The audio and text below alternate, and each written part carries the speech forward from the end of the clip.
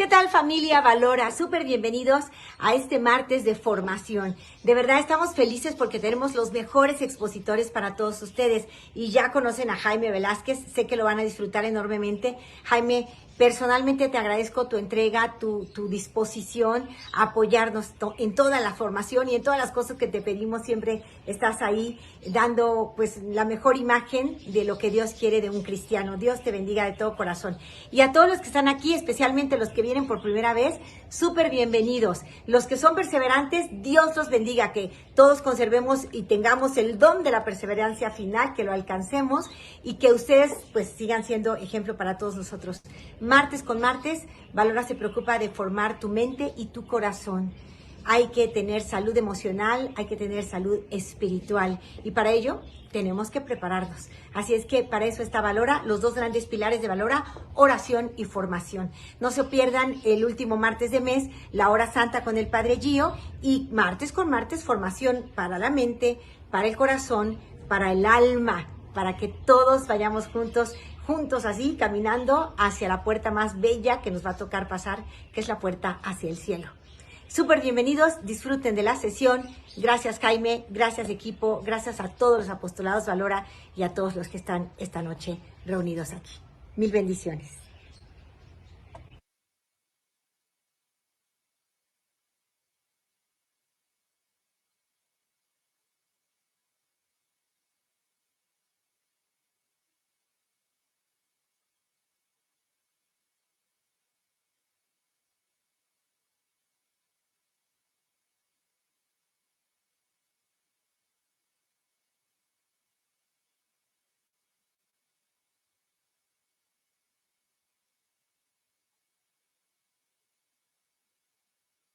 Versículos que la mencionan en el Nuevo Testamento, pero estos versículos no nos permiten crear la biografía de María.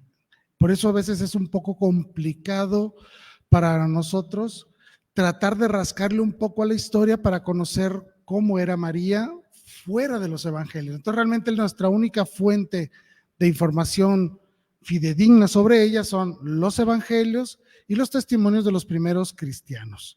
Entonces, hacer un recorrido por la vida de María Santísima implica recorrer no solo los 4 evangelios, sino también el testimonio de San Pablo, porque sabemos que San Pablo conoció a María, o queremos pensar que sí la conoció, y aunque no habla mucho de ella, habla muy poco de ella realmente, hace un señalamiento muy importante sobre María Santísima.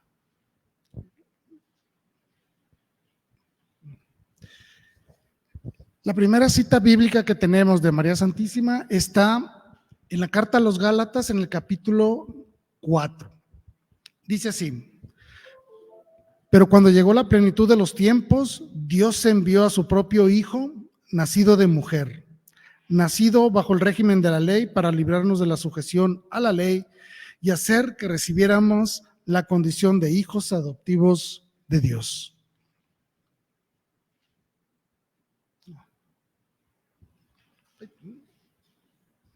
¿Se alcanza a ver ahí?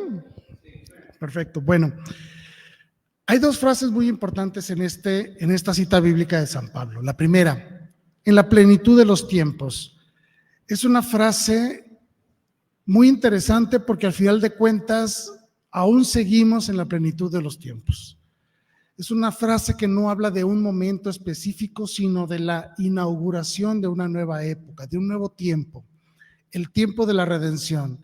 El tiempo de la promesa termina y empieza el tiempo de la salvación, el tiempo de la redención. Por eso es que él habla de la plenitud de los tiempos y habla de este Dios que es verdadero Dios, que viene al mundo nacido de mujer. Parece una frase muy sencilla, muy lógica, que para nosotros incluso se nos puede llegar a escapar en algunas ocasiones. Nacido de mujer tiene el sentido de 3 detalles importantes. El primero, que Jesucristo, siendo Dios, es verdadero hombre, porque nace de mujer. Segundo, que Dios verdadero se humilla a sí mismo para convertirse en hombre y ser un siervo de la ley. Por eso dice que bajo la ley. es decir, se hace un siervo de los hombres a través de la ley de Dios. Y tercero, habla de la verdadera maternidad de María Santísima. María Santísima es una verdadera madre. Estas dos frases son importantísimas. Plenitud de los tiempos, viene Dios, nacido de mujer. Es la primera cita bíblica que tenemos de María Santísima en la escritura del Nuevo Testamento, hablando cronológicamente, porque sabemos que la carta a los Gálatas fue la primera carta del Nuevo Testamento que se escribió, cuando San Pablo empezaba ya su labor como apóstol, ¿sí? Y es muy interesante porque coloca a María en el centro del misterio de la redención. En la plenitud de los tiempos llega a este mundo nacido de mujer. María es parte central de este gran misterio de redención que se cumple en Jesucristo. Por lo tanto, tenemos que ver que María Santísima es parte esencial, es un elemento muy importante dentro del plan de la salvación de Dios. Esto es lo que nos dice primeramente San Pablo. Pero bueno, la parte fuerte obviamente viene en los evangelios. Y vamos a empezar ahora sí en el orden cronológico. El primero es el evangelio según San Marcos. San Marcos menciona de manera principal 2 veces a María, pero la menciona en momentos críticos, en momentos difíciles para el Señor. Lo primero está en el capítulo 3 de Marcos y la segunda vez en el capítulo 6. En el capítulo 3 vean lo que dice: vinieron su madre y sus hermanos, y desde fuera le mandaron llamar. Estaba la muchedumbre sentada en torno a él, y le dijeron: ahí fuera están tu madre y tus hermanos que te buscan. Él les respondió: ¿quién es mi madre y mis hermanos? Y echando una mirada sobre lo que estaban echados alrededor suyo, dijo: quien hiciere la voluntad de Dios, ese es mi hermano, mi hermana y mi madre.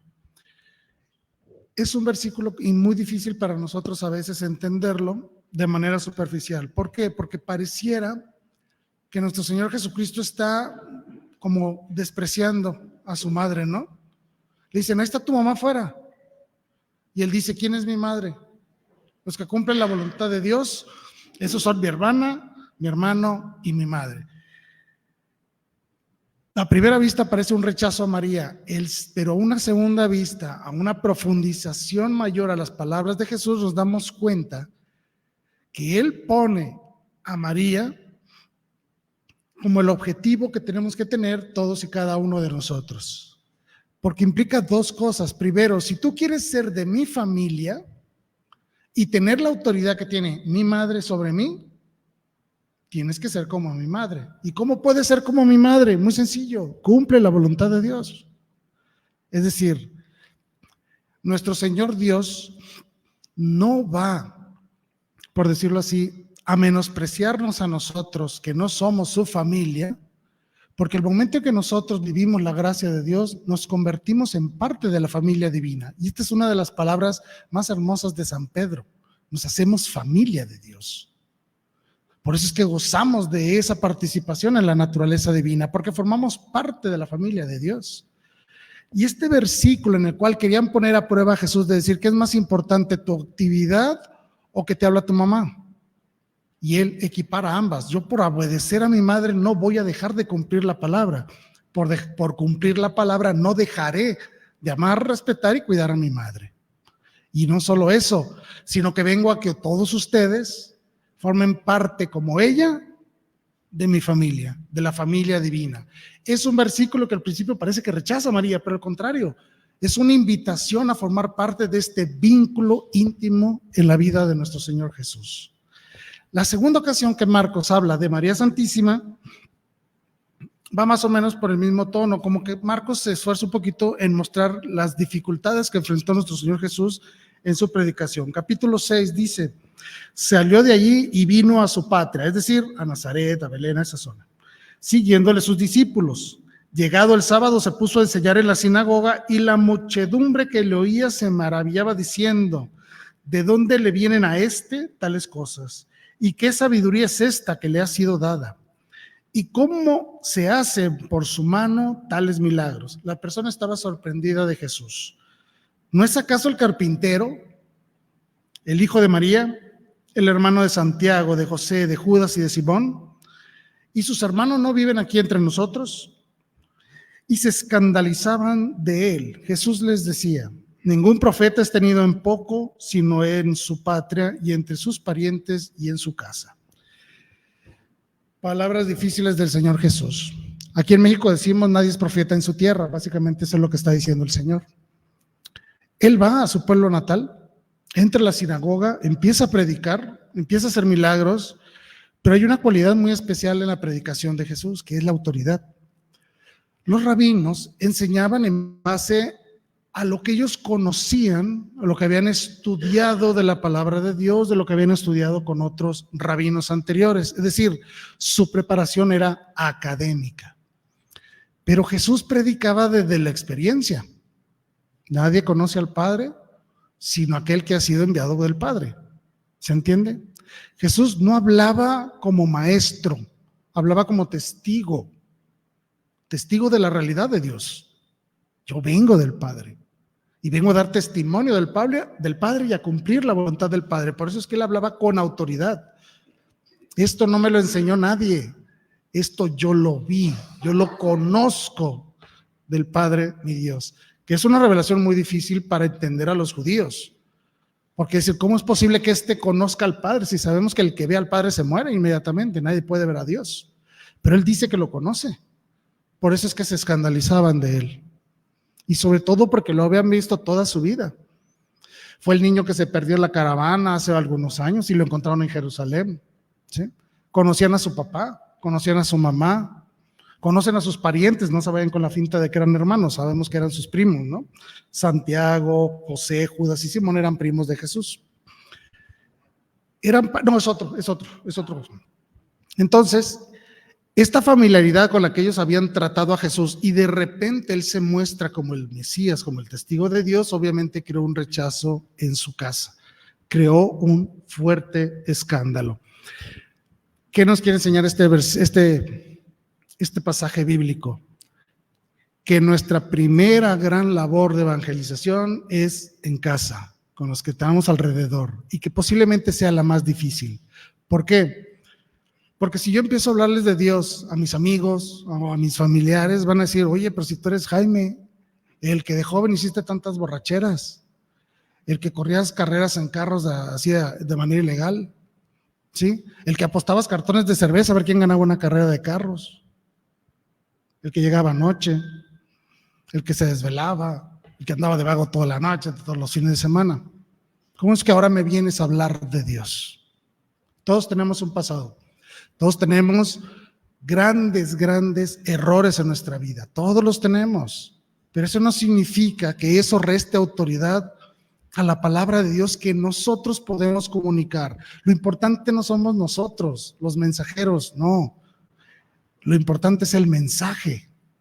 Que en este caso, el mensajero y el mensaje son la misma persona, en Jesús, obviamente. Pero cuando yo hablo de Dios, mucha gente va a decir: ¿cómo es posible que este fulano esté hablando de Dios si hace tantos años me golpeó o me mintió? Eso es lo que está tratando Jesús de explicar. Nuestra evangelización siempre va a ser muy complicada.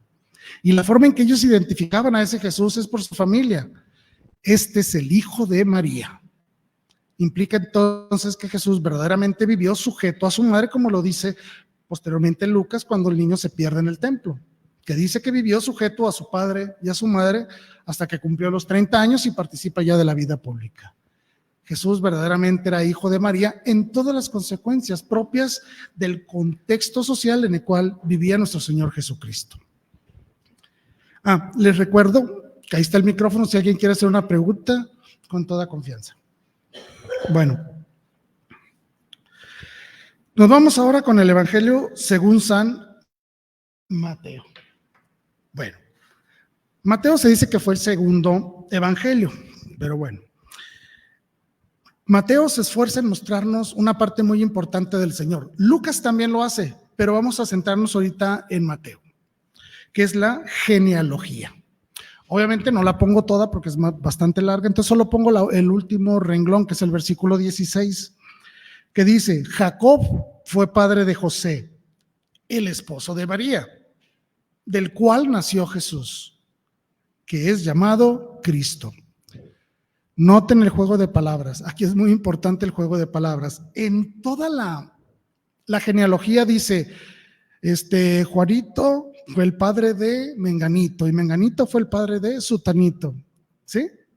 Padre, hijo, pero cuando llega José, dice, Jacob fue el padre de José, y José estaba casado con María.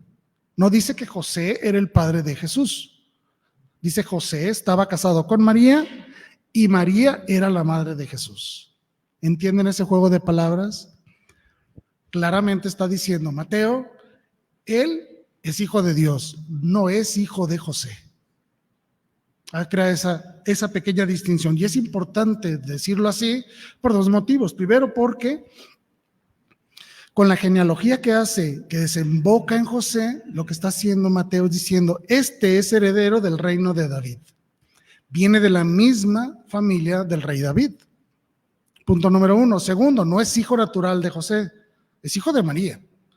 Pero por ser José el esposo de María, Jesús recibe todos los privilegios de ser un descendiente del rey David. Es decir, legalmente José es el padre de Jesús y por lo tanto Jesús recibe esta primogenitura propia de la realeza, de la familia real del rey David. ¿Se entendió esto? Luego viene, un poquito más adelante en el mismo capítulo, lo que sería la controversia de José. Recordemos esto, José ve a María embarazada, obviamente él no es el papá, entonces crea una gran confusión en él, tiene unas grandes dudas. Obviamente lo primero que piensa es que María le ha sido infiel, que estuvo con otro hombre porque la ve embarazada. Y recordemos que José y María estaban desposados, no estaban casados, estaban desposados, es decir, prometidos. Para los efectos de la ley judía, cuando alguien se comprometía en matrimonio, se consideraba para efectos legales como si ya estuvieran casados, aunque no convivieran juntos. Bueno, para efectos legales, María ya estaba en obligación legal con José. Por lo tanto, José la ve embarazada y tiene este problema interno. Dice, ¿la denuncio o no la denuncio? Si la denuncia, obviamente pudo ver María enfrentar incluso la sentencia a la muerte por adulterio. Pero José, que sabemos que era un hombre bueno, era un hombre justo, quiere a María, verdaderamente la ama. Por eso decide repudiarla en secreto. ¿Qué significa eso? Mantengo el vínculo matrimonial aunque yo no haga vida con ella. Eso es lo que significa.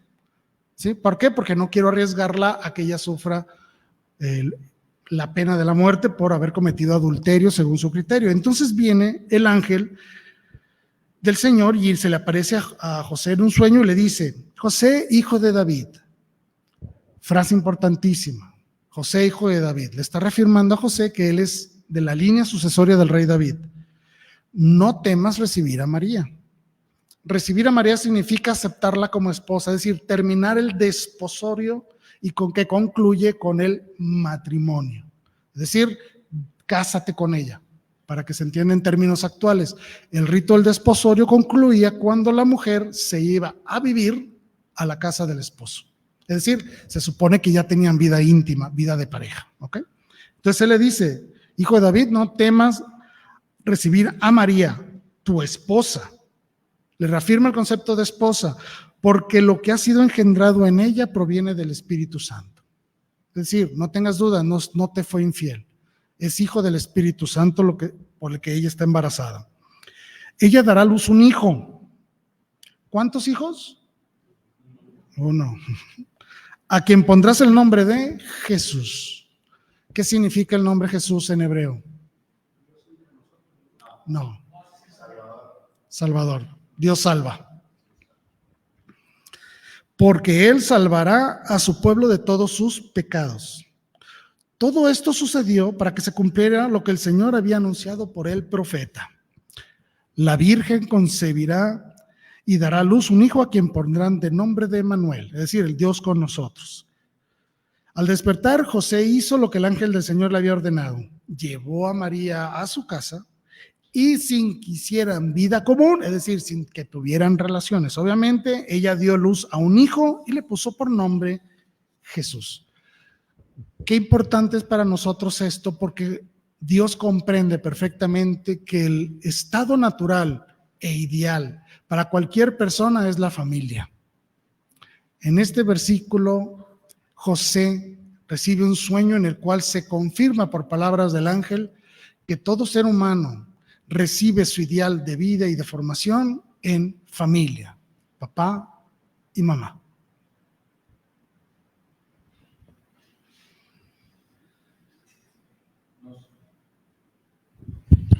Nos comentas que en desposada María, estaba comprometida con Jesús, y ahí nos dice, con José, perdón, y ahí nos dice, no temas a recibir a María, tu esposa. O sea, el ángel ya lo dice como si ya estuvieran casados, no tu prometida.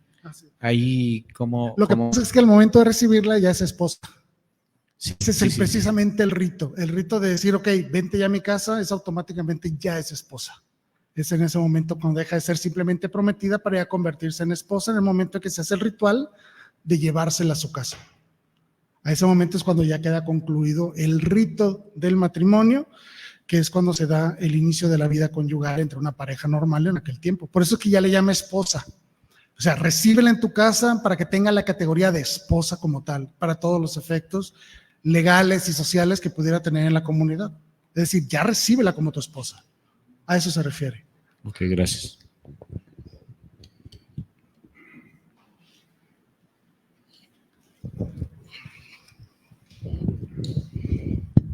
Sí, yo tengo 3 preguntas. Sí. Una es muy estúpida, pero las dos otras... No hay preguntas estúpidas, jamás. La primera es que si esa no es la estúpida de las dos, las otras también, no sé. Bueno, la primera es que Jacob era el hijo de Abraham, ¿no, verdad? Fue un Jacob que se llamaba igual que el del Génesis. El papá de José tenía el nombre de Jacob, pero no es el Jacob de hace muchos años, no. Sí. Sino que se repetían los nombres. Sí, ok. Y la segunda pregunta es, los fariseos pensaban que Jesús era hijo de humano, pues, porque si no, desde el principio, si hubieran creído que venía del Espíritu Santo, pues ni le hubieran dicho el cuento de todo esto que hicieron. Así es. Sí, ¿verdad? Entonces, ellos creían que era hijo de José. Incluso cuando Jesús les decía, yo soy el hijo del hombre, es una frase que viene profetizada en los evangelios, y los judíos se escandalizaban, porque esa frase significaba, yo soy el hijo de Dios, que se hace hombre. Okay. Y la tercera, la que considero más estúpida, es que yo incluso llegué a creerlo de muy joven, que María, después de tener a Jesús, que fue el Espíritu Santo, tuvo más hijos, incluso hasta, que no me perdone, pero llegué a pensar que había tenido relaciones con José. O sea, y muchos católicos le he escuchado que dicen eso, y los protestantes no se diga. Entonces, pero bueno, ya ahorita estoy convencido por la fe que no fue así, pero y durante mucho tiempo lo creí, de veras, y que Dios me perdone. No es una pregunta tonta, es una pregunta muy seria, porque incluso está enlazada directamente con uno de los dogmas de la fe católica, un dogma mariano, que es María siempre virgen. Sabemos que María tuvo un hijo, como lo dice la Escritura. Desafortunadamente, para efectos de traducciones, se utiliza una palabra delfos en griego que proviene de las palabras hebreas, y en la palabra hebrea no existen parientes, no existe primo, tío, no existe, solo son parientes. Y en las primeras traducciones se tradujo como adelfos, hermanos, dentro de la Escritura, pero realmente significa parientes. Aquí, por ejemplo, dice si mal no recuerdo, en Marcos, dice que sus hermanos se llamaban Santiago, José, Judas y Simón. Si nosotros investigamos mejor en la Escritura más adelante, nos vamos a dar cuenta que estos personajes son hijos de parientes de María, ¿sí? Una señora de Cleofas y de otro de Zebedeo, ¿sí? O sea, eran parientes de Jesús, solo que las traducciones se manejó el adelfos, el hermano. Pero sabemos que María fue siempre virgen por su dignidad, por la promesa de consagración que le hace el ángel. Le dice, yo no conozco varón, ¿sí? Entonces el Altísimo te va a cubrir, tú vas a ser un vaya, vas a ser una persona especial, que lo vamos a ver ahorita en el Evangelio de Lucas. Por lo tanto, tú ya te has comprometido con Dios. Por eso decimos, cuando rezamos el Santo Rosario, Dios te salve María, esposa del Espíritu Santo, porque ya se ha comprometido el Espíritu Santo para dar vida a Jesús. ¿Sí? Entonces María es virgen y es uno de los dogmas fundamentales sobre la Mariología. María siempre virgen.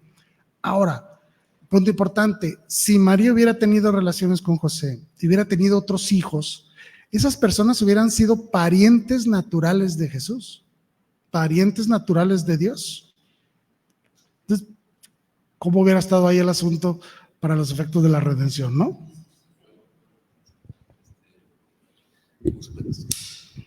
Y lo último, entonces yo he llegado a la conclusión, digo, bueno, si Dios sacó este universo de la nada, entonces era pues un detallito nomás que haya generado a Jesús por medio del Espíritu Santo. O sea, ¿qué era eso comparado con este universo de galaxias y millones de años luz que lo sacó de la nada de la vida existente ya de por sí, que era María, pues a sacar a Jesús? O sea, entonces digo, bueno, es el poder de Dios entonces. O sea, bueno, son mis razonamientos que yo hago. Y es correcto. Y entonces, pues, tal vez para muchos no, que digan, es que no es cierto, el universo salió de la nada y con estas leyes tan perfectas, pues no puede ser eso. O sea, no podemos echar un montón de clavos a una licuadora que es hierro, azufre, lo que tienen las proteínas es oxígeno, nitrógeno, carbono, y que solito con el tiempo sale una vida, pues no, ¿verdad? No puede ser eso. Ya. Así es, nosotros vivimos en un universo creado por alguien inteligente y por alguien bueno. Primero, inteligente porque funciona el universo, y alguien bueno porque lo hizo hermoso, alguien que tiene esa sensibilidad para crear las cosas, ¿no? Entonces, efectivamente, de la nada no surge nada, ¿sí? Y mucho menos la vida. Bueno, y lo que hablabas ahorita sobre la concepción de Jesús, me voy a esperar al Evangelio de Lucas para dar un detalle importante. ¿Sí? Ok, bueno, sigamos con Mateo, ¿no? Bien. Entonces, en la genealogía ya queda claro que lo que busca Mateo es otorgar a Jesús este linaje de realeza que correspondía al Mesías, porque el Mesías iba a nacer de un hijo de David, es decir, de alguien que viene de la familia de David, porque conserva su linaje real como verdadero rey de Israel. Y también pues la parte donde José recibe a María como su esposa. Hay un tercer pasaje en el Evangelio de Mateo muy bonito y que a veces se nos escapa profundizar en eso, y todos lo celebramos el 25 de diciembre o el 24 de diciembre y el 6 de enero, ¿sí? Que son los magos de Oriente. Es un pasaje cargado de riqueza. La Epifanía, efectivamente, muy bien. Y aquí voy a leer el versículo, que es uno, que es el versículo 11 del capítulo 2 de Mateo, que dice: entraron en la casa, vieron al niño con María, su madre, y postrándose le adoraron. Está muy cortito el Evangelio, muy sencillito, pero si nosotros conociéramos un poquito más sobre la historia del pueblo de Israel, nos daríamos cuenta que la persona que se encargaba de presentar al pueblo al nuevo rey era la madre. Es decir, moría un rey, era la madre o la esposa del rey quien tenía que presentar al hijo como el heredero. Eso es justo lo que está pasando en este momento. María está presentando a Jesús, pues llamamos Epifanía, la presentación de Jesús al mundo. Los magos de Oriente hablan del mundo, no solo a los judíos. Recuerden que los pastorcitos fueron y adoraron a Jesús. Se les presentó también a los pastores, al pueblo de Israel, pero ahora se lo está presentando al mundo, representado en estos magos de Oriente. ¿Cuántos magos eran? No sabemos. ¿Cómo se llamaban? ¿Venían en camello, en caballo? La verdad es que no sabemos ni de dónde venían, ni cómo se llamaban, ni cuántos eran. Podría haber sido 2, 20, 50. No lo sabemos. La tradición, por unos evangelios posteriores, hablan de Melchor, Gaspar y Baltasar, que eran 3 reyes, etc. Pero bueno, ok. Eso es muy importante. Vemos en Jesús y en María entonces una palabra, vamos a llamarlo así, la voy a decir, que es la palabra de Guevirá. La Guevirá es esa mujer que tiene el honor de presentar y coronar al rey. Y por supuesto tenía que ser una persona con altísima dignidad para poder presentar al pueblo al rey. María es ella, es la Guevirá, la mujer con la más alta distinción, que solo ella es capaz de presentar al verdadero rey al pueblo y al mundo. Esto es hebreo, sí, o arameo, que era ya la lengua que se utilizaba. El hebreo se dejó de usar siglos antes de Jesús, era como el idioma antiguo. El hebreo fue cambiando con las intervenciones del griego, con la deportación a Mesopotamia, a Babilonia, perdón. Entonces, el idioma fue cambiando con el paso del tiempo. Y lo que se llama arameo, que era la lengua que hablaba Jesús, que es una derivación del hebreo antiguo. ¿Ok? Entonces, esta palabra posiblemente es aramea. Y entonces, ser la Guevirá, la mujer de más alta dignidad que solo ella puede presentar al rey, es un honor que merece, de que esta persona debe no solo comportarse con dignidad, sino ostentar en sí misma la dignidad necesaria para mostrar al rey. Ella es María. ¿Dudas hasta aquí?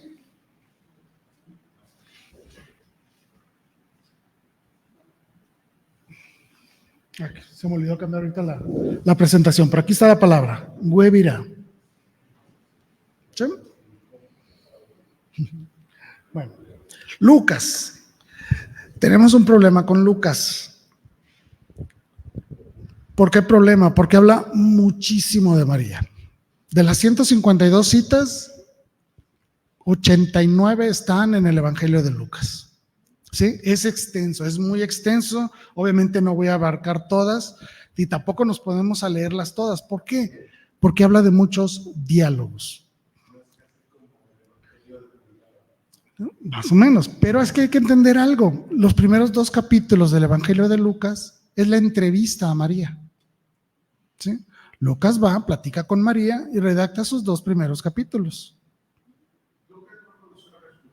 No, San Lucas no conoció a Jesús. San Lucas forma parte de la 3ª generación de cristianos. Estaban los apóstoles, estaba Pablo y luego estaba Lucas. La 3ª generación. Pero él conoció a María, lo cual hablamos de que conocía a Juan.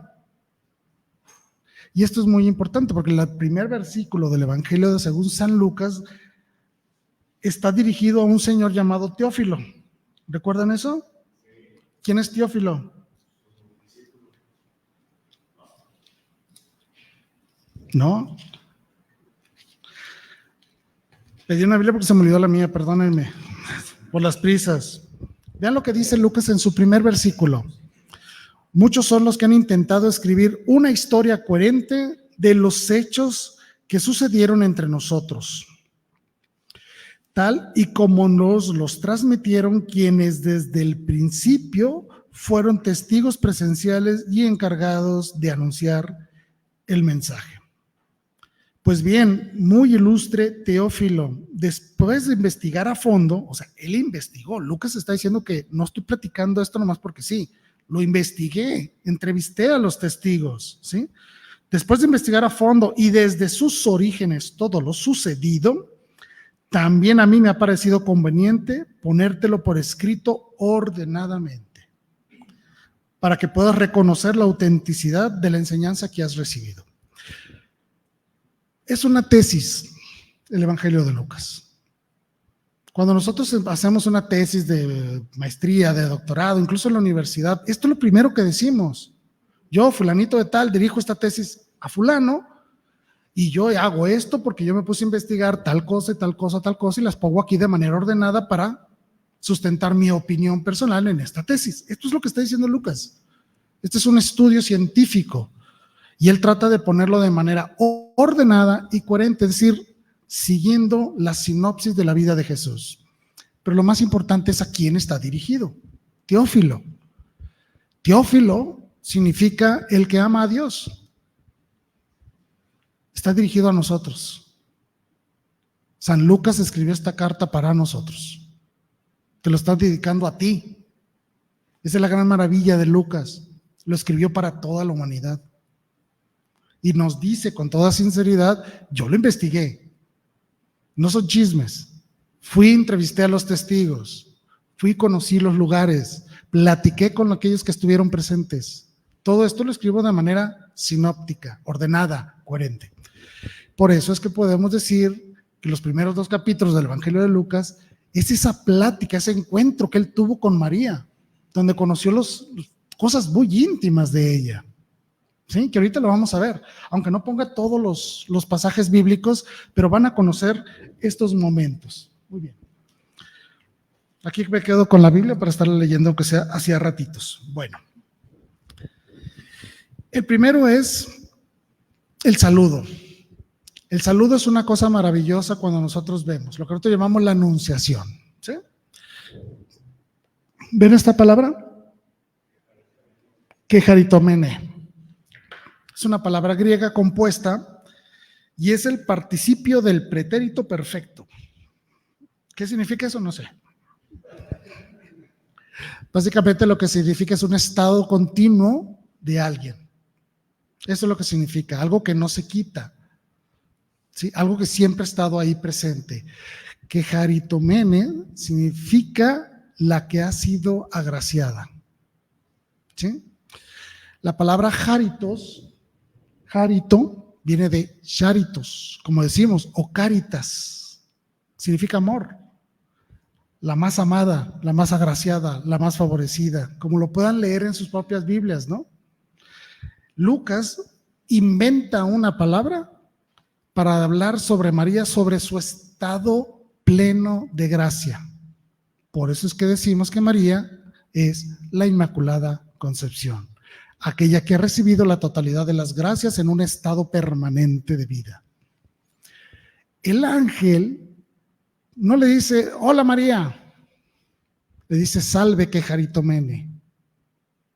El salve es un saludo de realeza, ya lo saben, ¿no? El ángel saluda a María como realeza, como reina, salve. Y no le dice María, le dice Kejaritomene. Salve tú que eres la más agraciada de las criaturas. Eso es lo que dice el ángel. ¿Qué hace María? Pues se asusta. Por eso dice el Evangelio, se asustó con ese saludo. Porque no le dijo, hola María, ¿qué hubo? ¿Cómo estás? Le dijo, salve, reina la más agraciada. Eso es el saludo. Y Lucas lo pone en una sola palabrita, el Kejaritomene,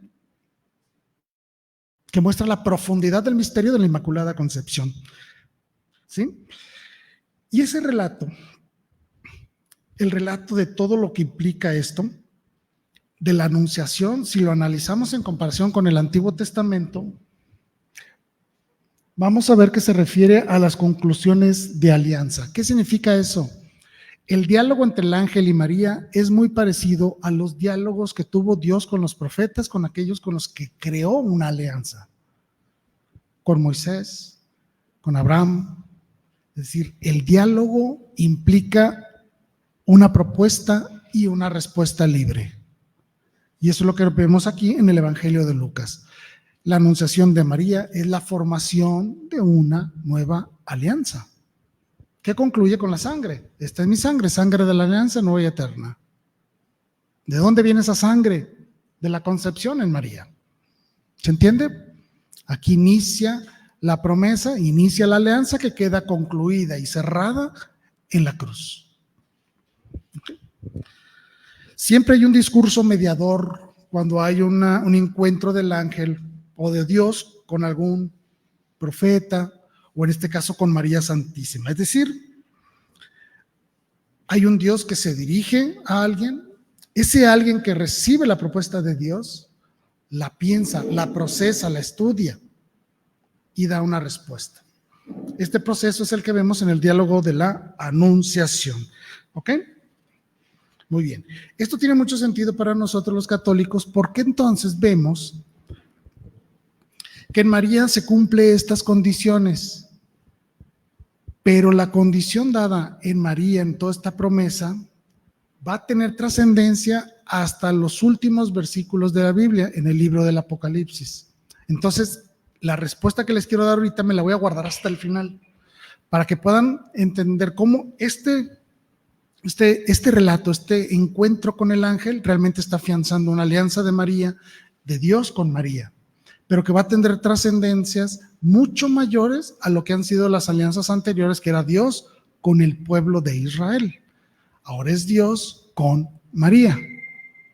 ¿Y qué significa María? Esa respuesta viene dada hasta el final, en el Apocalipsis. Entonces les pido que se queden con esta pregunta. ¿Quién es María como imagen en la anunciación cuando se establece una alianza? El ángel le dice, vas a tener un hijo. Y él le dice, pues ¿cómo?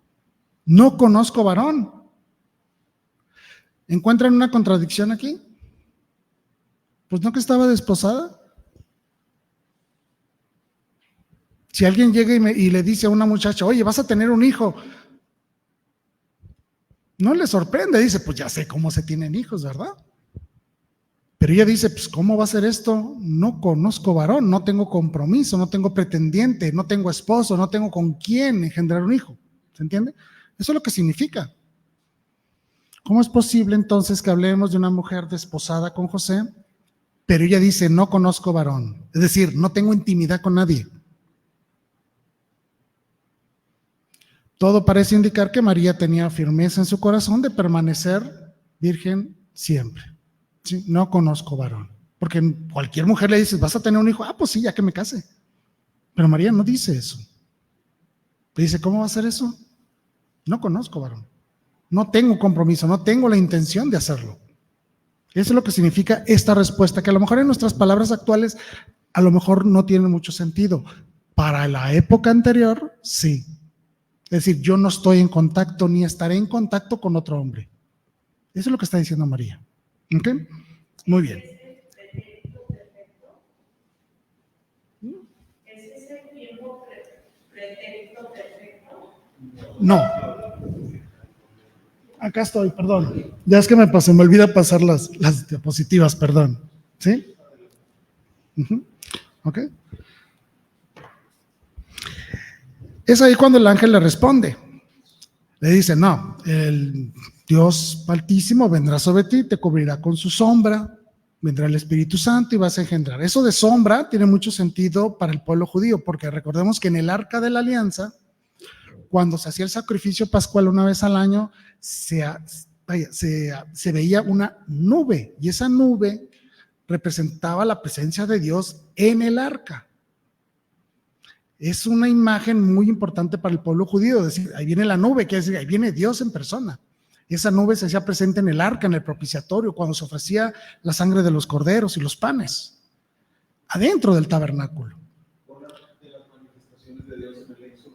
También, claro que sí, por supuesto, y a lo largo de toda la escritura. Entonces, cuando alguien decía, el Altísimo te cubrirá con su nube, significa el Altísimo será presente en ti, todo Él. ¿Sí? No desde lejitos, sino que Él íntimamente va a estar ahí. Cuando los sacerdotes entraban al tabernáculo y veían la nube, es porque estaba Dios presente ahí. Y eso pasaba arriba del arca de la alianza, entre las alas de los querubines. Se hacía presente la nube. Entonces el ángel dice, el Altísimo vendrá y te cubrirá con su nube. Quiere decir, Dios está contigo. ¿Qué está haciendo Lucas aquí? Diciendo, esta es la nueva arca de la alianza. Recordemos que el arca de la alianza tenía más de 300 años perdida. Nadie sabe dónde está. Dicen que hasta el final de los tiempos sabremos. Pero aquí Lucas está diciendo, esta es la nueva arca de la alianza. Porque en ella se cumple lo que está escrito en el arca. 1, está presente un ángel. En el arca estaban los querubines, ¿recuerdan? Se hace presente Dios con la nube. Se hace presente la nube ahí con María. ¿Sí? El arca tiene que ser del oro más puro. Ahí está la Inmaculada Concepción. Pues, ¿cuál es el contenido del arca de la alianza? La ley, la vara de Aarón y el maná. Signos de Cristo. ¿Dónde está Cristo? En el arca. ¿Cómo se llama el arca? María. Lucas hizo toda un resumen en 3, 4 renglones de toda la historia de la salvación del pueblo judío en María. Cuando ustedes lean el primer capítulo de Lucas, pongan atención a estos detalles. Porque si ustedes empiezan a buscar estos signos, el ángel, la nube, te cubrirá Dios, el quejaritómene, el salve, tendrás un hijo que es el Hijo de Dios, todo este tipo de cosas está haciendo un resumen de todo lo que era el rito sagrado que se ofrecía en el tabernáculo, en el propiciatorio, ahí en el templo de Jerusalén. María es la nueva arca, en donde se hará el sacrificio, por decirlo así, que es su propio hijo. Por eso es que María está presente en todas las etapas de Jesús, porque ella es, en este caso, el arca de la alianza, la portadora de la promesa, la portadora de la salvación. Es en ella donde se cumple el pacto sinaítico. Lo que Dios le prometió a Moisés se cumple en María. Obviamente por Jesús, no por ella, ¿sí? Pero se cumple en ella. ¿Qué es lo que es más importante entonces que vemos ahí? Recuerden la pregunta que les hice, María, ¿de quién es imagen? Aquí en Lucas ya nos dijo, María es imagen del pueblo de Israel. ¿Por qué? Porque ella es la nueva arca de la alianza. Y el arca de la alianza era el signo de la presencia de Dios en el pueblo de Israel. ¿Ok? Le digo, no me voy a tener mucho los versículos porque son mucho más extensos. Luego viene la parte más bella posiblemente del evangelio, en lo que no habla de Jesús propiamente, sino de otra persona, el fiat. ¿Sí? Yo soy la esclava del Señor, yo soy la servidora del Señor, como le quieren decir, que se cumple en mí tu palabra, que se cumple en mí lo que has dicho. El ángel propone algo, María medita estas palabras y responde: hágase en mí según tu palabra. Yo soy la esclava del Señor. Son palabras que nosotros tenemos que estar diciendo todo el tiempo, en todo momento, a todas horas, en todos nuestros pensamientos. ¿Recuerdan el siervo que se levantaba en la noche porque alguien le llamaba? Iba y despertaba al maestro, ¿no? Yo no fui. Ah, qué terco. Pregúntale quién. ¿Qué decía este siervo? Habla, Señor, tu siervo escucha. Esa es la actitud que tenemos que tomar, ¿no? Entonces, ¿cómo vemos? Cómo todos esos pactos que se van dando en la antigüedad quedan consumados en el fiat de María, en el hágase en mí. ¿Se entienden? Ella entonces asume el rol de la persona que habla en nombre del pueblo de Israel. ¿Quién es ella? Es la reina. ¿Por qué? Porque está desposada con el heredero del rey David, que se llama José. Por lo tanto, su hijo es el futuro rey. ¿Se entiende? Ahora sí, la promesa dada, la alianza dada se da en la familia real. ¿Sí? Okay. Le sigo un poquito. Bueno, María está embarazada, se entera que Isabel, su prima, que ya es mayor de edad, también está embarazada de quien será Juan el Bautista, y se va a visitarla para ayudarla y atenderla. ¿Sí? Llega María, obviamente, a la casa de ahí de Zacarías, que era sacerdote del templo. Encuentra a Isabel embarazada ya de 6 meses. Y obviamente lo que dice aquí Isabel es muy importante. Porque ahora, ya vimos de lo que María representa, pero ahora Isabel viene a tomar el papel de todos y cada uno de nosotros. Al ver a María, ¿qué dice ella?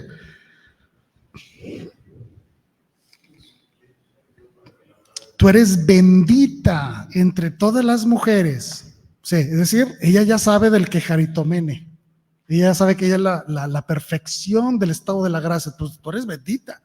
¿Sí? Entre todas las mujeres. Y bendito es el fruto de tu vientre. Ya sabe que el que está ahí es Dios, es el Mesías. ¿Quién soy yo? Y vean esto que dice a continuación: para que la madre de mi Señor venga a visitarme. Tercer dogma mariano, la maternidad divina. María, madre de Dios. Ahí está. No nos lo inventamos, lo dijo Isabel.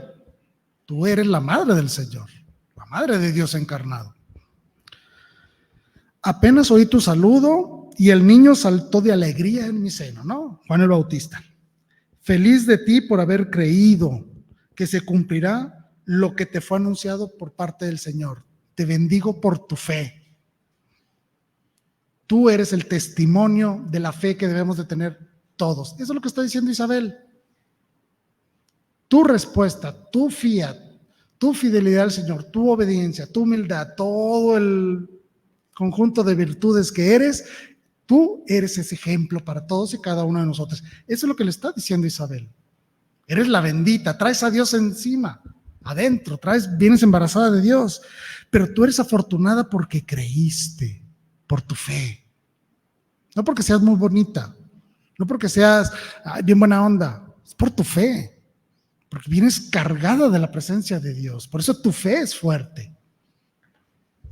Es un saludo hermosísimo que hace Isabel. Es un saludo humilde. ¿Quién soy yo para que la madre del Señor venga a visitarme?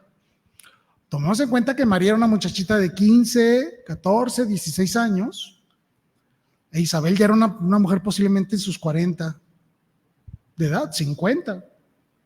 Obviamente la obediencia propia el respeto era de la niña hacia la señora. Pero en este caso es al revés, porque reconoce en María la palabra de Dios. Ok, este saludo no se lo inventó Isabel, por decirlo así. Es el mismo saludo que Osías le hizo a Judith. Bendita seas, hija de Dios Altísimo. Aquí dice hija de Dios, a María le dice madre de Dios. Ahí está la diferencia. Más que todas las mujeres de la tierra, y bendito sea Dios, el creador del cielo y de la tierra. Ojo. Vamos a hacer un análisis comparativo. Ay, perdón, me equivoqué. Aquí. Bendita seas. Tú eres bendita. ¿Sí? Más que todas las mujeres de la tierra, entre todas las mujeres. ¿Sí? Y aquí dice, y bendito sea Dios. ¿Acá qué dice? Bendito el fruto de tu vientre. ¿Quién es el fruto de tu vientre? ¿Se entiende? El paralelismo. Está tomando una frase del Antiguo Testamento y la está actualizando a la realidad de la maternidad divina de María. Así es, arquetipo y antitipo. ¿Se entiende? El saludo de Isabel es un saludo profético de cumplimiento. Lo que estábamos esperando se ha cumplido en ti, por eso eres bendita. Y por eso es bendito el fruto de tu vientre, Jesús. ¿Sí? Sí, recordemos que el ángel se le aparece a Zacarías y le dice, vas a tener un hijo. Zacarías dice, ay, ¿cómo? Si yo ya no. O sea, exactamente. Lo deja mudo por no creer. Pero aún así se cumple el mandato, ¿no? Con María, que también, pero diríamos pensar que también debió haberse quedado muda porque le pregunta al ángel, ¿cómo va a ser esto posible? María no está dudando lo que dice el ángel. Le está preguntando el cómo va a suceder. Zacarías dijo, no, eso no puede ser. María dijo, ok, ¿cómo? ¿Cómo va a pasar esto? ¿Se entiende? María no dudó de la palabra del ángel, simplemente le preguntó, ok, ¿cómo le hacemos? El Señor vendrá, te cubrirá con su sombra. ¿Se entiende? ¿Cómo es que me voy a embarazar? No conozco varón. Pues va a venir Dios. Perfecto, hágase en mí. Es una actitud muy diferente a la que tuvo Zacarías. Obviamente Zacarías sabía todo esto y además de que Zacarías sabía que su hijo iba a preparar el terreno, iba a ser la voz en el desierto que clama la venida del Señor. Él ya sabía. ¿Ok? ¿Dudas hasta aquí? Bueno, entonces, para reafirmar esto porque es muy importante, el saludo de Isabel es un anuncio profético del cumplimiento de las promesas de Dios en el Antiguo Testamento. ¿De acuerdo? Pero Lucas ahí no termina. Lucas es increíblemente complejo. Luego María, ya que la saludaron, ya se dieron un abrazo, el apapacho, pasa, siéntate, un cafecito, un tecito. ¿Qué dice María? Viene una de las oraciones más hermosas del Evangelio, el Magnificat. Es precioso. ¿Sí? Y vean lo que dice. Mi alma canta la grandeza del Señor. No necesito pronunciar la palabra. Mi propia existencia clama la grandeza del Señor. y mi espíritu se estremece de gozo en Dios, mi Salvador. A ver, ¿cómo que Dios es su Salvador? Pues no, que ella es inmaculada. María no tiene pecado. ¿Necesita o no necesita un Salvador?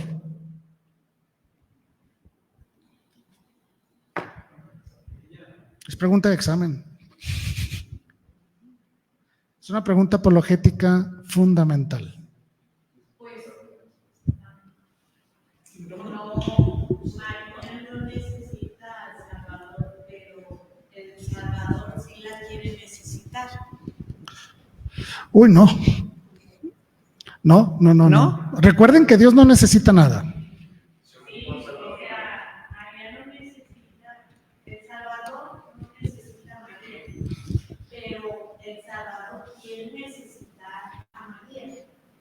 Por eso, pero ahí María se supone que no tiene pecado. Entonces, ¿cómo es que tiene un Salvador? O sea, nosotros decimos, Dios me ha salvado porque Dios me quita el pecado. Pero en María no hay eso. ¿Por qué dice María que Dios es su Salvador? Si ella no tiene pecado. Bueno, por ahí va más o menos. Reconoce que eres criatura, muy bien. Aquí hay una cosa muy importante. Y nos tenemos que ir al siglo XIV con un señor llamado Duns Scoto. Cuando se estaban dando las controversias sobre si María era inmaculada o no, si María tenía pecado o no, este versículo fue el utilizado principalmente para decir que María sí tenía pecado. Porque los dominicos decían, oye, pero es que aquí María está diciendo que necesita un Salvador. Por lo tanto, ella necesitó ser redimida para poder ser salva. Pero la iglesia dice que ella no tiene pecado. Lo dice el quejaritómene. Es la plenitud de la gracia. Y si algo está lleno, pues ya no le cabe nada. Si ya está llena de gracia, pues no cabe el pecado. ¿Se entiende? Pareciera una contradicción. Este señor Duns Scoto, franciscano, empieza entonces a reflexionar sobre este gran misterio y él dice, muy sencillo, ¿María fue salvada por Jesús? Sí. ¿María necesita un Salvador? Sí. Pero la operación de la gracia en María es diferente a la nuestra. ¿Por qué? Porque nosotros, simples mortales, necesitamos una gracia reparadora. Es decir, nacemos en pecado, cometemos pecado. Y viene la gracia de Dios y nos repara. Nos limpia el pecado. ¿Sí? Pero para que la redención de Dios, su sacrificio sea perfecto, no solo debe reparar lo que está dañado, nosotros, sino que debe de ser capaz incluso de preservar por lo menos a una persona del pecado. Para hablar entonces de una perfección de redención. El sacrificio de Jesús es tan perfecto que incluso alcanza para cubrir por lo menos a una persona de caer en pecado. La gracia de Dios no solo es reparadora, es también previsora. Es decir, María fue, ¿cómo se dice? Preservada del pecado. Por eso es que la redención del Señor es perfecta. Porque logra preservar del pecado y reparar del pecado. ¿Se entiende? Entonces se puede decir, no más pasito, por favor. Se puede decir que María fue salvada desde antes de nacer. ¿Fue salvada desde antes de nacer? Sí. ¿Por los méritos de Cristo? Sí. Aunque todavía no, vea, se adelanta los méritos de la cruz para actuar en María. Por eso es que el ángel le dice, tú eres la llena de gracia. El Señor está contigo. Si el Señor está contigo, no hay pecado, no hay mancha, no hay imperfección. ¿Sí? Por eso es que ella dice que Dios es mi Salvador, porque me ha preservado de caer en el pecado. Si yo me caigo a un alberque, me estoy ahogando y llega un señor, se brinca y me saca, es mi Salvador, porque me sacó del agua. Pero de igual manera es que si yo me voy a caer y Él me alcanza a agarrar antes de caerme, pues también me ha salvado, ¿verdad? María, Dios en María evita que caiga en el pecado. Por eso es que ese señor Duns Scoto hablaba de la perfección de la obra redentora de Cristo en María, porque no la repara, la preserva. Por eso María con toda confianza dice, Dios es mi Salvador, porque me ha salvado de caer en el pecado. ¿Entienden? Aún así, se puede decir que María fue creada santa, porque los de la nueva era dicen que no, que son los espíritus que hemos existido. No, esos son, no. No lo puedo decir al aire, pero no. Por supuesto, es un ser humano. María es criatura, la más hermosa de todas, pero es criatura, no es diosa. Es una mujer, tal cual. ¿Sí? Ok. ¿Se entendió la importancia entonces de analizar a Lucas? Ahora sí que con pincitas, ¿verdad? Bueno, sigo leyendo así rapidísimo para conocer bien el Magnificat, ¿sí? Dice, mi espíritu se estremece de gozo en Dios mi Salvador, porque Él miró con bondad la pequeñez de su servidora. En adelante todas las generaciones me llamarán bienaventurado, me llamarán feliz, porque el Todopoderoso ha hecho grandes maravillas en mí, no por mí, en mí. ¿Sí? ¿Cuáles son esas grandes maravillas? La Inmaculada Concepción, la maternidad divina. ¿Sí? Qué gran maravilla que Dios se ha encarnado en mí, se ha hecho hombre en mí. ¿Sí? Su misericordia se extiende de generación en generación sobre a todos aquellos que le temen. Desplegó con fuerza su brazo, dispersó a los soberbios, etcétera, etcétera. ¿Sí? Así como lo había prometido. Es decir, María está diciendo claramente, se está cumpliendo la promesa de Dios. El Salvador viene a su pueblo para salvarle. ¿De acuerdo? Esa es la belleza y la profundidad del Magnificat. Pero no termina ahí. Nos vamos a todo. Ahora ya apenas. A ver. La genealogía de Jesús. Lo primero. La genealogía de Jesús viene explicada, pero por el lado de José. La primogenitura viene por el lado del esposo, no de la esposa. ¿Sí?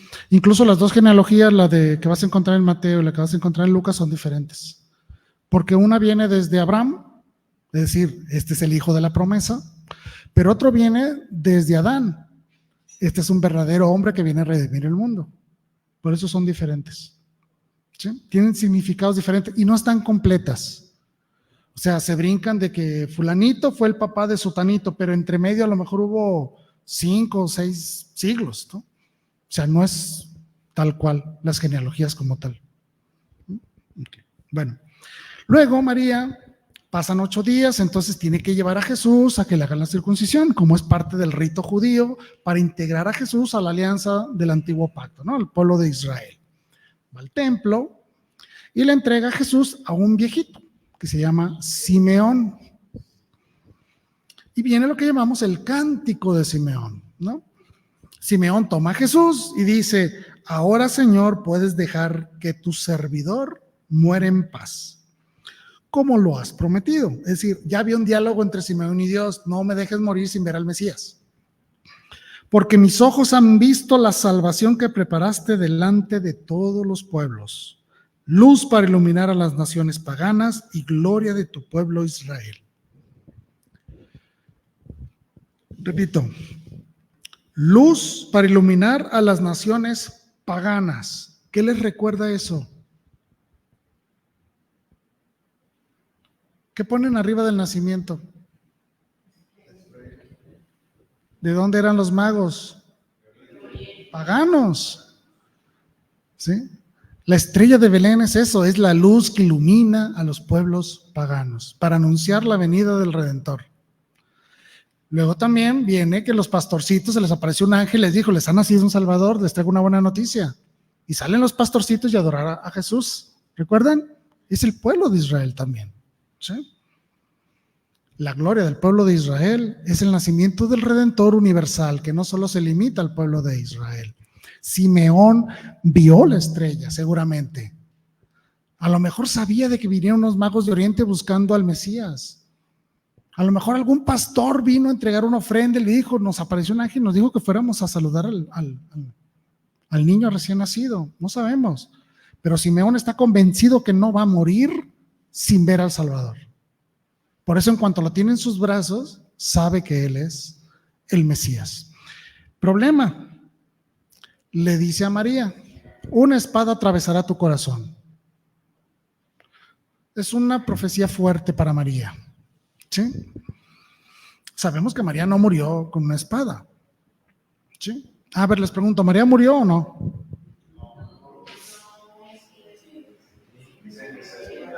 ¿Que sí o que no?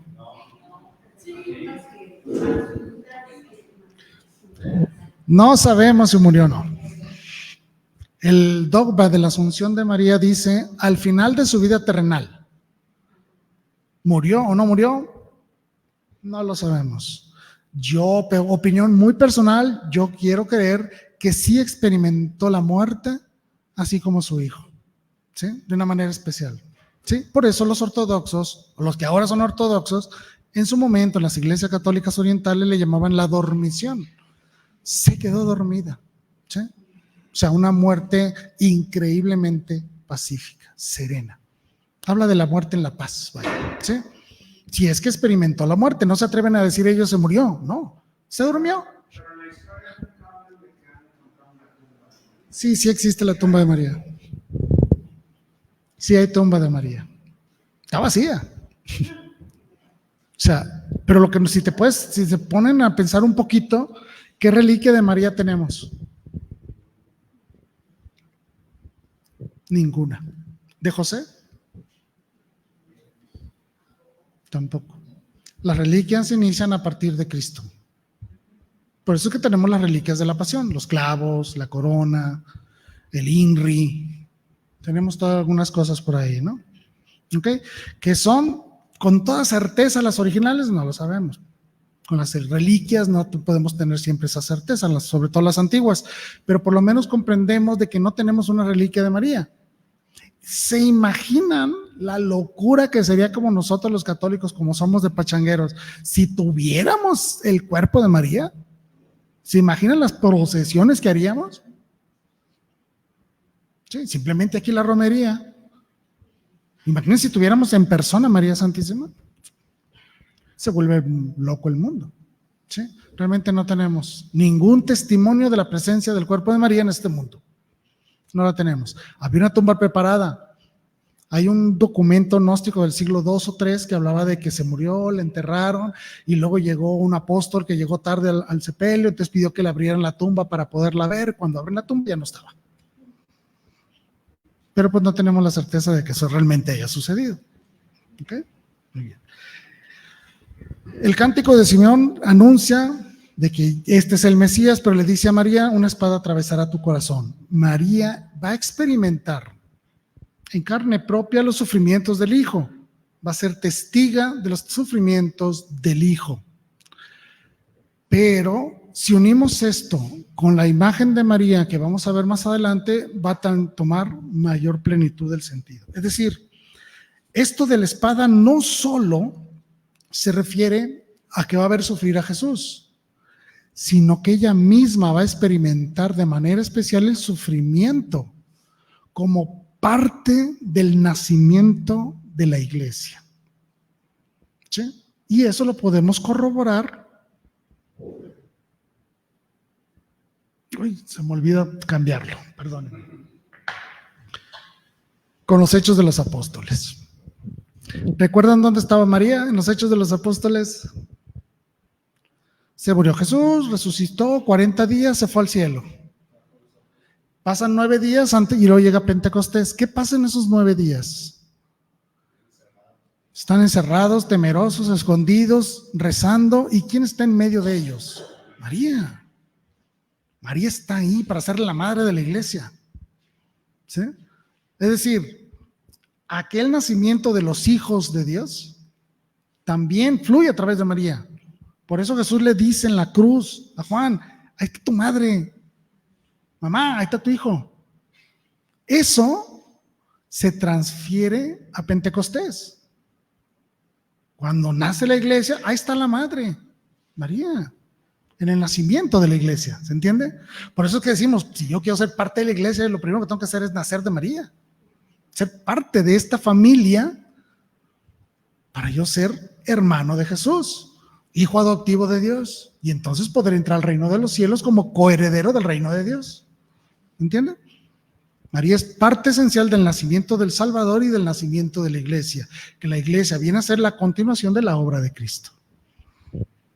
Por lo tanto, la oración de María pone de manifiesto cómo debemos de ser nosotros en la unidad de la iglesia. Nuestra oración tiene que ser perseverante, o sea, siempre, comunitaria, en unión con los demás y pedir por los demás.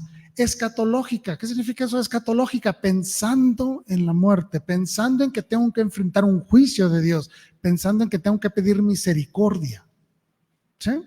Eso significa escatológica, pensando en que mi destino está en el cielo y que voy a afrontar el juicio de Dios en la muerte. Eso significa escatológica. Alegre, porque yo tengo la esperanza de que me voy a ir al cielo. Si no, imagínense.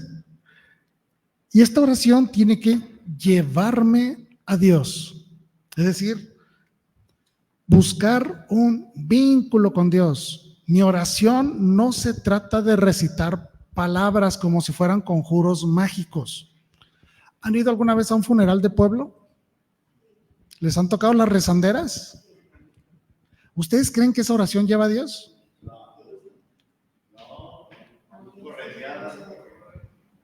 Van correteadas, exacto. No es una oración sentida, ¿sí? Y la que sigue, y la que sigue. Ni chance te dan a ti de rezarlo completo.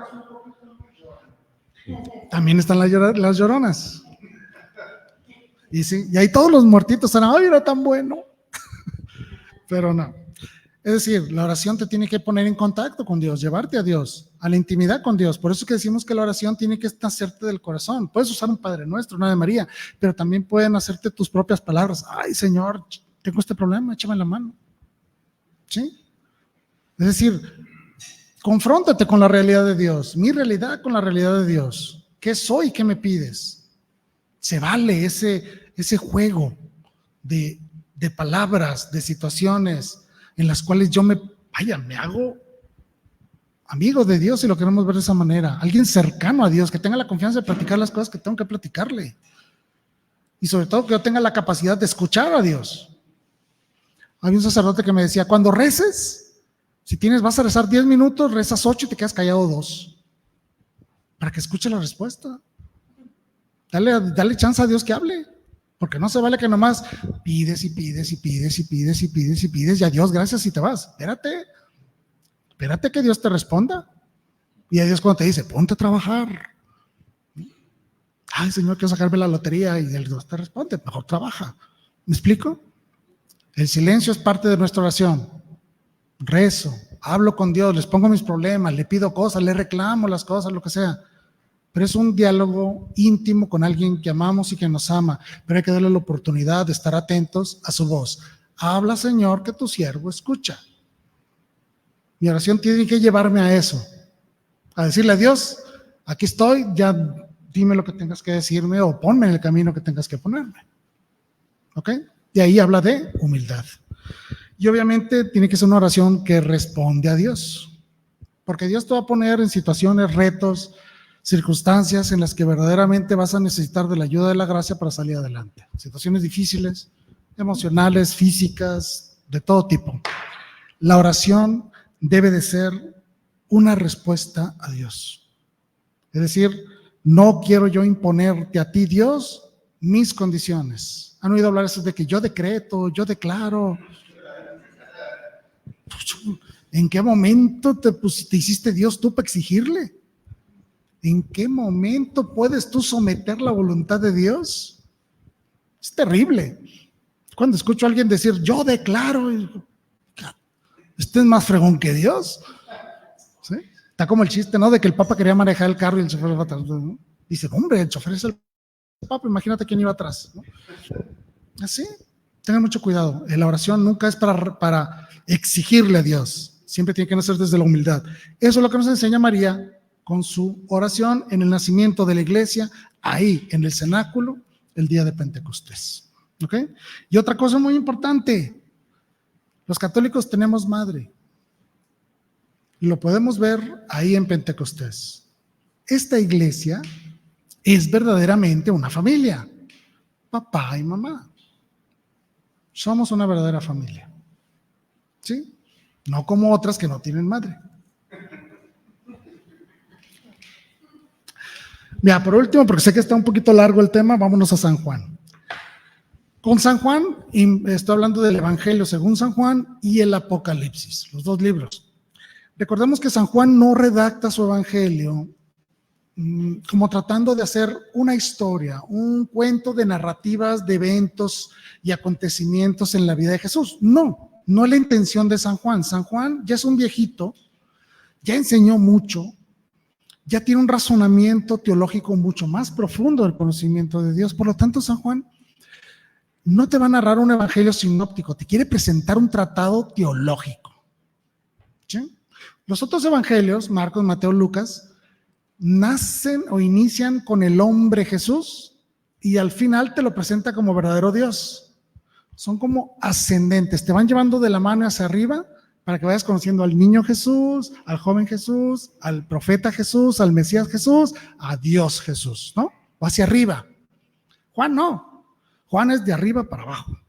Lo primero que te dice Juan, Jesús es Dios. Y en el principio estaba la palabra y la palabra estaba con Dios y la palabra era Dios. No te deja problema, ¿no? Él lo primero que te dice es Jesús es Dios y desde ahí voy a partir todo lo demás. Todo lo que leo en el Evangelio según San Juan nace de la realidad divina de Jesús, que es lo que nos quiere presentar Juan. Por lo tanto, la presencia de María en el Evangelio de Juan y del Apocalipsis viene dado en ese contexto. Jesús es Dios, María es la madre de Dios. Por eso el Evangelio de Juan está cargado de un contenido teológico mayor. No habla mucho de María en el Evangelio. Hay dos pasajes principales, las bodas de Caná y la cruz, que tiene mucha lógica, el principio y el final. ¿Cuándo nace la vida pública de Jesús? En Caná. ¿Cuándo termina la vida pública de Jesús? En la cruz. Y ahí está María. ¿Sí? Entonces, lo que hace San Juan es mostrar cómo hay una relación íntima entre la vida de Jesús y la presencia de María, porque estos dos lugares están relacionados, porque los dos momentos están referidos como la hora de Jesús. ¿Sí? Cuando María le dice a Jesús, oye, no tienen vino, la fiesta se está pagando, ya se les está llegando la cruda, no ha llegado el pozole, necesitamos más vino para entretenerlos un rato. Jesús le dice, ¿y yo qué? ¿Y eso a mí qué, mujer? ¿No? Le dice mujer, que es muy importante. Y él dice, no ha llegado mi hora. No ha llegado mi hora. Pero María dice a los siervos, no le ordena a Jesús. Ojo, la orden de María no es a Jesús. No le ordena nada a Jesús. María pide, oye, no tienen vino. Jesús le dice, no es mi hora, pues tal vez no sea tu hora, pero si tú quieres vas a hacer esto. Yo no te lo ordeno. Yo como tu madre que podría ordenártelo, no te lo ordeno a ti. Pero sí le voy a decir a toda esta ola de locos que andan aquí, háganle caso, hagan lo que les diga. Exacto. Utiliza la palabra mujer. Vámonos al Génesis. Vámonos al Génesis. Rapidísimo, porque está un poquito fuera de tema. La formación del hombre, la creación del hombre, ¿no? Dice que Dios toma barro del suelo, lo moldea, le da un soplo de vida y nace el primer hombre, ¿no? Ok. Eso habla obviamente de que el hombre viene de un proceso evolutivo, que es parte de la naturaleza, que no fue creado de la nada. Lo único que sí fue creado nuevo fue el soplo divino en la intimidad de Dios. Bueno, que es el alma. Y está el hombre. Y luego le dice, ponle nombre a los pececitos y a los animalitos y a los arbolitos. Eso significa que el hombre domina las cosas. ¿Cuándo el hombre domina algo? Cuando lo conoce. En el momento que yo ya soy capaz de conocer y comprender algo, tomo posesión y dominio de eso. Por ejemplo, el micrófono. ¿Sí? El hombre domina el micrófono porque sabe lo que es, cómo funciona, qué necesito para hacerlo, cómo se construye, cómo se conecta, etcétera. Es decir, el hombre domina algo y como lo domina, sabe nombrarlo. ¿Sí? Igual con los animales. Es una forma de decirle a Dios al hombre que tú dominas sobre las cosas, y la forma de dominarlo es conociendo las cosas. Bueno, pero dice Adán, oye, pero pues al conocer el todo, al conocer las cosas, los animales y todo eso, me doy cuenta que no hay nadie igual a yo. Dice Dios, es bueno que el hombre no esté solo, porque pues luego se aloca. Entonces le da a una mujer. ¿Sí? ¿De dónde venimos todos los seres humanos? De esa primer mujer. ¿De dónde venimos los hijos de Dios? De una primer mujer, María. La mujer es aquella del cual nacemos todos, del cual venimos todos. ¿Sí? Naturalmente, carnalmente, incluso genéticamente venimos de Eva, pero espiritualmente venimos de otra mujer, María. Por eso, ¿ok? Bien. Entonces, en estos dos lugares está relacionado, en Caná y en la cruz, no es mi hora. Pero en la cruz no dice eso. En la cruz dice, todo se ha cumplido. Es decir, lo que empezó en Caná se cumple en la cruz. Todo está cumplido. Es la hora del Señor. ¿Ok? Toda la predicación de Jesús es la hora del Señor, el momento del Señor, la acción de Cristo. Por eso es que San Juan engloba a María en esos dos grandes eventos, como partícipe María del inicio y el final de la obra redentora de Cristo, como parte fundamental en este acompañamiento a Dios. Ella es verdaderamente una discípula amada. ¿Se entendió eso? Y nos vamos al Apocalipsis. El Apocalipsis ocupa un lugar especial en toda la reflexión teológica por lo complejo que es. Me voy a ir principalmente al capítulo 12, el primer versículo del capítulo 12. ¿Sí? ¿Lo conocen? ¿Acá lo conocen, no? Y vi en el cielo una gran señal. Todos lo conocen, ¿verdad? Y vi a una mujer vestida con el sol, con la luna a sus pies y una corona de 2 estrellas. ¿Recuerdan? Ok. ¿No pensaron en la Virgen de Guadalupe? Pero bueno. También está tal cual. Es decir, ¿a quién vio Juan ahí? María. ¿Por qué? Porque le llama a la mujer. ¿Quién es la mujer en el Nuevo Testamento? María. Sí, claro. Incluso una cosa que yo jamás entenderé en la vida es por qué en el Apocalipsis, el capítulo 12, empieza en ese versículo y no en el versículo anterior. ¿Alguna vez han leído el capítulo 11, el último versículo? Le voy a leer lo que dice. En aquel instante se abrió el templo de Dios que está en el cielo. En el templo de Dios, ¿qué existía? En el tabernáculo del pueblo de Israel, en el templo, ¿qué existía dentro? El arca de la alianza, perfecto. Pero ahora estamos hablando del templo de Dios que está en el cielo. Y dentro de ese templo se apareció el arca de su alianza. No el arca de la alianza, sino de su alianza. En medio de relámpagos, truenos, fragorosos temblores de tierra y un recio granizar. Y apareció entonces en el cielo una figura prodigiosa, una mujer vestida con el sol, con la luna como pedestal y una corona de 2 estrellas en la cabeza. Leí el último versículo del Evangelio del Apocalipsis, capítulo 11 y el primero del 12. Por algún motivo los separaron ahí los capítulos, pero estamos viendo el mismo evento.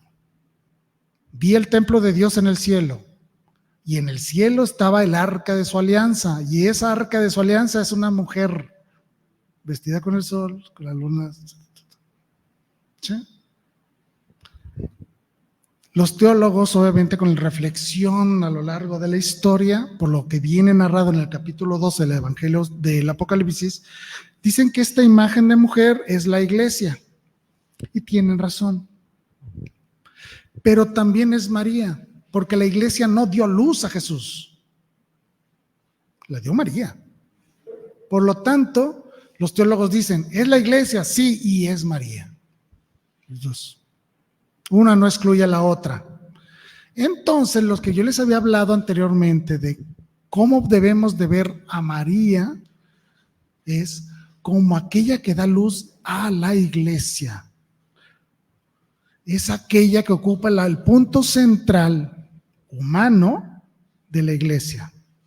¿Por qué? Porque de ella nace el Salvador, que Él, por su sacrificio, nos permite ser hijos adoptivos del Padre. Hermanos de Jesús, hijos de María. ¿Se entiende? Juan concluye estas visiones sobre María hablando de ella como parte central de la iglesia. Incluso lo dice, da a luz con dolores de parto. María no tuvo eso con Jesús, pero sigue teniendo dolores de parto, porque cada vez que nosotros nacemos, cada vez que la iglesia se enfrenta a diversas adversidades, hay un dolor de parto, por decirlo así. Está hablando de cómo el desarrollo de la vida cristiana siempre implica un dolor, un sufrimiento, un reto que tenemos que superar con la ayuda de Dios. Sabemos entonces que María ahora es no solo la imagen de la alianza del pueblo de Israel, sino que es la alianza de la humanidad con Dios. Conclusiones. Obviamente que María ocupa un lugar privilegiado y único en la historia de la salvación, en toda la historia humana. Que en ella vemos la imagen de madre, de discípula, de reina, de esposa y de mujer. Ella tiene que ser el ideal de todos y cada uno de nosotros. En ella se hace presente la perfección de la obra redentora de Dios con su inmaculada concepción. En ella vemos realizada la plenitud de las virtudes, es decir, cómo la gracia de Dios permite que alguien desarrolle el grado máximo de vida en la virtud. Yo quiero ser virtuoso, necesito de la gracia de Dios, necesito de la presencia de Dios. Si yo quiero ser bueno y justo, necesito de Dios, ¿sí? Estar cubierto por la sombra del Padre, ¿sí? Y lo más importante, que en ella yo veo la esperanza y el cumplimiento de las promesas de Cristo. Cristo nos prometió ser felices, lo veo en María. Cristo nos prometió la vida eterna, lo veo en María. Cristo nos prometió sufrimientos, cruces, adversidades en la vida, lo veo en María. Es decir, todo lo que yo debo de ser, lo puedo encontrar también reflejado en la vida de María. María es un ejemplo de vida que yo como cristiano debo seguir para tener un mejor, por decirlo así, un mejor encuentro con Dios. Es decir, me permite prepararme al encuentro con su Hijo. ¿Alguna duda? Pues con esto concluyo. Muchas gracias.